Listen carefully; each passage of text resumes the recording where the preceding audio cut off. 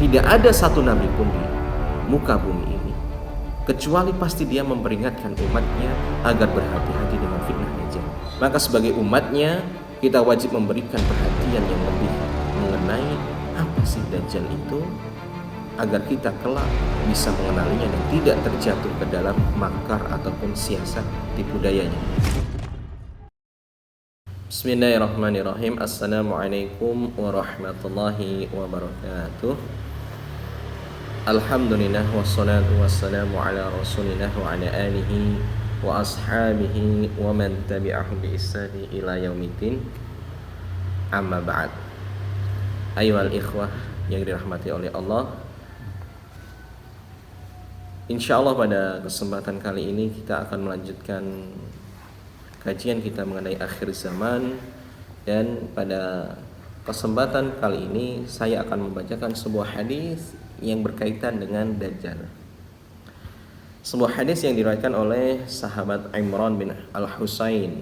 Beliau mengatakan bahwa Rasulullah bersabda, "Ma baina khalqi Adam ila qiyamis sa'ah amrun akbaru minad Dajjal."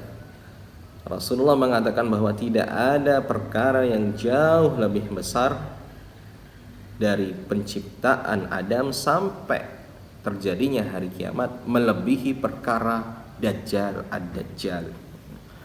Wa annahu ma min nabiyyin illa wa qad andara bihi ummatahu, dan bahkan tidak ada satu orang pun nabi yang tidak mengingatkan umatnya dari bahaya Dajjal.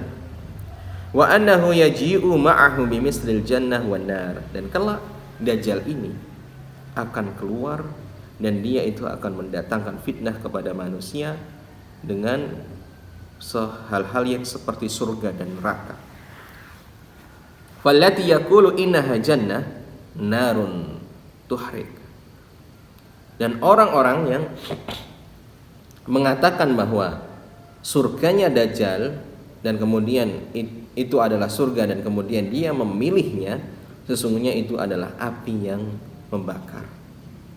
Adapun orang-orang yang mengatakan wallati yaqulu innaha narun, itu adalah neraka, api, maka sesungguhnya dia adalah ma'un adbun thayyibun, itu adalah air yang jernih, air yang segar dan yang baik. Faman adraka dzalika minkum falyaqa fihi, dan barang siapa yang di antara kalian mendapati hal tersebut, hendaklah memilih apinya Dajjal, yang berarti itu adalah surganya Allah. Jamaah yang dimuliakan oleh Allah, dari hadis yang singkat ini ada beberapa pelajaran yang langsung bisa kita ambil. Pertama adalah fitnah terbesar yang menimpa manusia semenjak awal penciptaan hingga nanti hari kiamat adalah fitnah Dajjal. Maka dari itu jangan pernah lupa, Rasulullah setiap akhir dari sholatnya beliau itu senantiasa berdoa berlindung dari Dajjal.